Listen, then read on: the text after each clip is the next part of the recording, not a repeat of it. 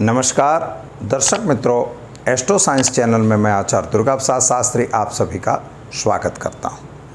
इस चैनल में मैं विविध प्रकार के वीडियो बनाता हूं, जिनमें ज्योतिष संबंधी वीडियो होते हैं, आपकी समस्याओं के वीडियो होते हैं, वास्तु संबंधी वीडियो होते हैं और साथ में ग्रहों के परिवर्तन और राशि भविष्य का वीडियो तो रहता ही है। अगर आपने हमारे चैनल को सब्सक्राइब नहीं किया है तो ज़रूर कर दीजिए और साथ में आपको वीडियो अच्छे लगते हैं तो उसे लाइक कमेंट करना बिल्कुल ना भूलिए, उसे शेयर भी करिएगा। साथ ही में अगर आपकी कोई समस्या है तो आप हमारे नीचे दिए गए नंबर पर यानी 7574888002 पर हमें संपर्क कर सकते हैं। आपकी समस्या का समाधान यहाँ से किया जाएगा। व्हाट्सएप नंबर है, उस पर आप अपनी समस्या डाल सकते हैं। प्रक्रिया की बात यहाँ हो सकती है। मित्रों, बहुत सारे फ़ोन आए और जिनमें बहुत सारी समस्याएं हैं कि आज समाज में संतान प्राप्ति होने में विलंब होता है। क्यों? संतान प्राप्ति में विलंब क्यों, अथवा उसका कारण क्या है और उसका निवारण क्या है, इसके बारे में आज का वीडियो हम बना रहे हैं, जिसमें ज्योतिषीय कारण महत्वपूर्ण होते हैं। आपके घर की स्थिति की भी समीक्षा करेंगे, साथ ही में आपको कौन सा उपाय करने से संतान प्राप्त हो सकती है इसके बारे में भी हम आपको बताएंगे। तो शुरू करते हैं कि अगर संतान नहीं हो रही है तो क्या कारण है।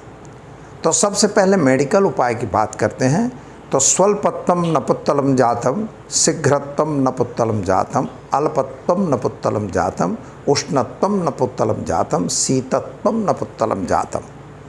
ऐसा आयुर्वेद कह रहा है कि अगर इस तरह की स्थिति आपकी बॉडी में है, बॉडी शीत है, उष्ण है, कमज़ोर है, शीघ्र पतन हो रहा है, अल्प पतन हो रहा है, यह सारे कारण को आयुर्वेद ने बताया है। नाड़ी दोष इम्पोर्टेंट होता है। कुंडली में जब मिलान कराया जाता है तो मित्रों एक नाड़ी दोष आता है। जो भ्रुकुट मिलान आप करते हैं तो उसमें नाड़ी दोष इम्पोर्टेंट होता है। नाड़ी का अर्थ होता है फ्लूइड। वहाँ पर प्रेम संबंध ऐसा लिखा जाता है, लेकिन वह असलियत यह है कि उसे प्रेम संबंध की अपेक्षा वह जो है वो फ्लूइड ट्यूब की बात है। आपकी ट्यूब में कहीं ना कहीं कमी है। हमने लगभग हजारों कुंडलियों को चेक किया है। इन हजारों कुंडलियों में से 2-4 केस ऐसे भी मिले हैं जिनके संतान हुई है, नाड़ी दोष होते हुए भी हुए हैं, ऐसा नहीं कि नहीं हुआ, लेकिन 75 एबव % ऐसे मिले हैं कि जहां नाड़ी दोष है तो नहीं हुई है संतान। अब नाड़ी दोष है या नहीं यह कैसे जानना, अगर नाड़ी दोष है तो संतान होगी या नहीं यह कैसे जानना, और नाड़ी दोष के बावजूद संतान नहीं होने का कारण क्या, अगर उसका हम निवारण करते हैं तो भी नहीं होता। पंडित लोग, शास्त्री लोग उसका पूजा विधान करवाते हैं, तो पूजा विधान करवाने से कभी कभी हो जाते हैं, ऐसा नहीं कि नहीं होता। जैसे आपने मान लो नहीं हुआ, आपने डॉक्टर को दिखाया, मेडिकल ट्रीटमेंट की, मेडिकल ट्रीटमेंट में प्रॉब्लम का सॉल्यूशन हुआ कि भाई इनके यहाँ ये तकलीफ़ है, इनके ओवरी में तकलीफ़ है या उनके सामने वाले पार्ट में तकलीफ़ है, तो ये जो भी है इसका आपको जवाब मिल जाता है। और मिल जाने को जैसे टेस्ट करेंगे मिलेगा, और जब रिपोर्ट आपके पास आ जाता है तो उसका आप सॉल्यूशन करिए, उसकी दवा करिए, बात ख़त्म हुई। तो इसी तरह से ज्योतिषीय कारण भी बनता है, उसका भी सॉल्यूशन, उसका भी उपचार और उसका भी उपाय किया जाता है। अगर आप ऐसा करते हैं, कुछ लोग ये कहते हैं भाई ये सब गलत है, लोग बहुत पूजा पाठ करवाते हैं, गलत पूजा पाठ करवाते हैं। हो सकता है कि पंडित जो पूजा करवा रहा है, वो जो चीज़ की करवा रहा है वो गलत हो सकती है, ऐसा हम नहीं कहते कि नहीं होता। मेडिकल ट्रीटमेंट में डॉक्टर ने दवा दी है तो दवा तो दी है, पर वो दवा आपको इफ़ेक्टिव नहीं है, इसका मतलब ये नहीं कि डॉक्टर गलत है। ज्योतिषी ने दवा बताई है, लेकिन वह उपचार ठीक है या नहीं वह ज़रूरी नहीं है। क्यों? कि वो आपके बॉडी के अनुकूल नहीं हो सकता है। तो ऐसी स्थिति बनती है। मित्रों, कुंडली की बात अगर करते हैं तो संतान कब होगी, कैसी होगी, क्या होगी, इसका भी निर्णय हम दे सकते हैं। ज्योतिष जो है वह इस तरह से ग्रंथ है, इस तरह का ग्रंथ है, इसीलिए उसे वेदों का चक्षु कहा गया है। चक्षु का मतलब होता है आँख, उससे देखा जाता है। कैसे आप जान सकते हैं? जो लग्न कुंडली होती है तो आपका लग्न, पहला भाव को लग्न कहते हैं, दूसरे भाव को कुटुंब कहते हैं, तीसरे भाव को पराक्रम, चौथे भाव को सुख और पांचवें भाव को संतान। यानी हम पंचम भाव से संतान का विचार करते हैं।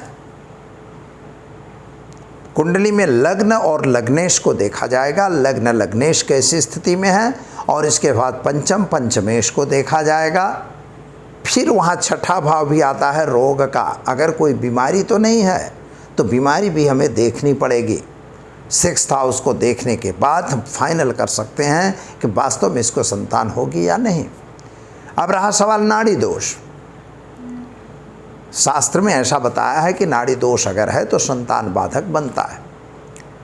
तो नाड़ी क्या हुई? हमने जो मेडिकल में दो शब्द हम आप में भी जाना होगा, सुना भी होगा, अगर पढ़े लिखे हैं तो आप जरूर देखें। एक्स और वाई की बात आती है। ये दो प्रकार के जो बताए गए हैं हार्मोन्स, एक्स और वाई के। तो जहाँ एक्स हो जाएंगे वहाँ पर संतान में प्रॉब्लम आता है।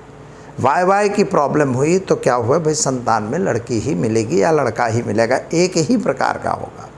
तो यही प्रॉब्लम नाड़ी दोष बताता है कि आप में अगर नाड़ी दोष है तो आपको तकलीफ़ है। अब नाड़ी दोष में भी एक बंधन दिया है। जो बड़े बड़े ग्रंथ हैं, पाराशर वगैरह हैं, जातक नीलकंठी है, इन सभी में यह बताया गया है कि भैया जैसे नाड़ी अगर है, एक नाड़ी आद्य नाड़ी होती है, अंत्य नाड़ी होती है और मध्य नाड़ी होती है। ये तीन नाड़ी नक्षत्रों के आधार से होती हैं। जैसे नक्षत्र हैं उन तीनों के तीन जैसे हमारे नक्षत्र हैं उन्हीं को जोड़ा गया है। तो आद्य, मध्य और अंत, एक नाड़ी नहीं होनी चाहिए। जैसे आद्य नाड़ी लड़की की भी है और लड़के की भी है तो वह नाड़ी दोष हुआ। मध्य नाड़ी लड़के की है और लड़की की है तो वह दोष हुआ। अंत्य नाड़ी दोनों की है तो भी वह दोष होता है, उसे नाड़ी दोष कहते हैं। अब समस्या ये है कि नाड़ी दोष है और तब भी संतान हुई, अभी मैंने ही बोला है, तो क्यों ऐसा हुआ? तो उसमें दूसरा एक ऑप्शन है कि नक्षत्र दोनों के एक नहीं होने चाहिए। नाड़ी दोष सपोज हुआ तो नक्षत्र दोनों के अगर अलग हैं और नक्षत्रों के चरण भी अलग हैं, तब भी नाड़ी दोष होते हुए भी संतान होने के चांस हैं, ऐसा नहीं कि नहीं है। अब तीसरी बात, मान लो कि यहाँ कुछ नक्षत्र भी मिल रहे हैं, कुछ ऐसा हो रहा है, लेकिन सप्तमांश कुंडली, क्योंकि जातक का संतान देने का काम गुरु महाराज को दिया गया है। तो गुरु महाराज अगर सप्तमांश कुंडली में, दोनों की हम कुंडली मिलान करा रहे हैं और दोनों की कुंडलियों में अगर सप्तमांश में कहीं ना कहीं दोनों की युति प्रत्युति ठीक हो रही है, वहाँ पर गुरु महाराज की दृष्टि मिल रही है, तो संतान होने के चांस वहाँ भी बन रहे हैं। तब हमने जब नाड़ी दोष देखा है तो संतान नहीं हो रहे हैं, इसकी वजह ये होती है जो हमने प्रैक्टिकल उसको देखा है। अब सवाल ये होता है कि आपको यह पता लग गया कि भाई मेरे में यह बीमारी है, तो कहा जाता है संतान के लिए अगर प्रथम भाव यानी लग्न लग्नेश अगर मजबूत है, कहीं उच्च का है, गड्ढे में नहीं है, तो ऐसी स्थिति में संतान होगी। पंचमेश और लग्नेश का कहीं ना कहीं युति प्रत्युति बनेगी, एक साथ मिलेंगे, एक दूसरे के घर में होंगे, तब भी संतान होने के चांस बनते हैं। पर पंचमेश भाव अगर पंचमेश में कहीं वहाँ राहु केतु या मंगल की स्थिति निर्माण हो जाती है और सामने से केतु देख रहा है, तो ऐसी स्थिति में संतान में कहीं कहीं मिसकैरेज होने के चांसेस बढ़ जाते हैं। तो यह जो परिस्थिति अब वहाँ है, हमने देखा, और यही स्थिति सप्तमांश में भी है तो भी नवांश को भी देखना पड़ता है। इन दोनों तीनों कुंडलियों में अगर इसी तरह की स्थिति का निर्माण हो तो मित्रों हम यह जान सकते हैं कि उसमें संतान का दोष है, संतान की बाधा है। अब सवाल ये होता है कि अगर संतान की बाधा है, राहु केतु के कारण ऐसा माना जाता है कि संतान लगभग नहीं होती, लेकिन वहाँ भी हमने देखा है तब वहाँ क्या है कि वही सप्तमांश देखना है। सप्तमांश में अगर ठीक है, नवांश में भी ठीक है, पंचमेश कहीं नीच का हो गया, गड्ढे में गिर गया, तो अगर नवांश में हो उच्च का हो रहा है या मित्र के घर में जा रहा है तो संतान होगी। गुरु महाराज जब देख रहे हैं तो संतान होने के चांस दिख जाएंगे। अब आप फाइनल कैसे करोगे कि संतान कब होगी? तो यहाँ यही देखना है कि पंचमेश की दशांतर दशा और गुरु महाराज उसी समय अगर उन पर भ्रमण करेंगे और पंचम भाव को अगर गोचर में गुरु देखेंगे तो संतान होने के चांसेस ज़्यादा हैं। और पुत्र संतान मंगल और सूर्य की स्थिति अगर आएगी तो वहाँ भी पुत्र संतान की स्थिति बनती है। लेकिन चंद्रमा है, शुक्र है, शनि है, इनकी अगर स्थिति बनती है देखने की तो आप समझ लीजिए कि कन्या संतान होगी। तो यह भी फाइनल हो सकता है कि भाई कब संतान हो, यानी कब आपको उसका प्लानिंग करना, इसका प्लान तभी हो सकता है जब दोनों का हॉरोस्कोप प्राप्त हो। हस्तरेखा से भी इसका पता तो लगता है, पर इसमें रूबरू मिलना पड़ता है। हस्तरेखा से भी इसका जजमेंट मिल जाता है। अब हम देखते हैं कि अगर उनमें कोई तकलीफ़ है तो ज्योतिषी उपाय क्या? तो ज्योतिषी उपाय में मान लीजिए वहाँ शापित दोष बनता है, पाप कर्तरी दोष बनता है, कहीं विष दोष बन रहा है, कहीं जहर बन रहा है, कहीं अगर ग्रहण दोष बन रहा है, ऐसी स्थिति अगर निर्माण हो रही है तो मित्रों उसका शास्त्रोक्त निवारण करवाना जरूरी होता है। इसके अतिरिक्त आपको गोपाल संतान का प्रयोग आता है, बस पुराण का प्रयोग है, कुछ यंत्रों का प्रयोग है और कुछ भगवान अपनी कुलदेवी की बाधा वगैरह रखनी चाहिए। ऐसा सब करने से भी संतान प्राप्त होती है। तो जैसे गोविंद प्रयोग है यह बहुत अच्छा प्रयोग है, कई बार का आजमाया हुआ प्रयोग है, इसमें संतान निश्चित तौर पर प्राप्त होती है। लेकिन पहले आप मेडिकल फिट होने ज़रूरी हैं। अगर मेडिकल फिट नहीं है तो ये हो सकता है कि गोपाल का किया हुआ प्रयोग भी फेल हो। लगभग भगवान हैं, प्रयोग फेल नहीं होते। फिर भी हमने तो ऐसे देखे हैं कि कितने IVF किए हुए केस, साथ ही में ट्रांसप्लांट वाले भी केसों में अगर फेल हुए हैं लोग तो इस प्रयोग को करने के बाद उनके घर में संतान प्राप्ति हुई है। तो ऐसा क्यों? तो उसमें क्या है, यह मंत्र का प्रयोग है। कहा है मित्रों कि अचिंतोयम प्रभावः मणि औषधि नाम, मणि और औषधियों का अचिंत्य प्रभाव होता है। मंत्र मणि औषधि नाम अचिंतोयम प्रभावः, मंत्र मणि और औषधि का अचिंत्य प्रभाव होता है। यानी हमें मणि, मंत्र और औषधि तीनों का उपयोग करना है। अगर आप तीनों का प्रयोग करेंगे और तीनों के साथ मिलकर करेंगे तो अवश्य आपके घर में संतान की प्राप्ति होती है।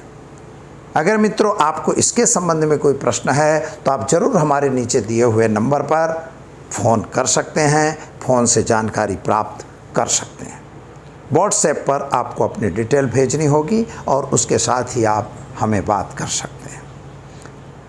अब सवाल ये आता है कि गोपाल प्रयोग जो है वह कैसे करना। तो इसका टाइमिंग होता है, इसका टाइम हम देते हैं। आप अगर बात करेंगे तो उस पर हम चर्चा भी करते हैं, उससे बात भी करते हैं, उसके रिलेटेड औषधियाँ भी बताते हैं, उनका भी आप प्रयोग करिए। डॉक्टर की सलाह न लीजिए ऐसा मैं नहीं कहता, उनकी सलाह ज़रूर लीजिए। क्योंकि अगर बॉडिक प्रॉब्लम है, अगर आपके फिजिकल कहीं प्रॉब्लम है तो उसका सॉल्यूशन तो मेडिसिन से ही आएगा।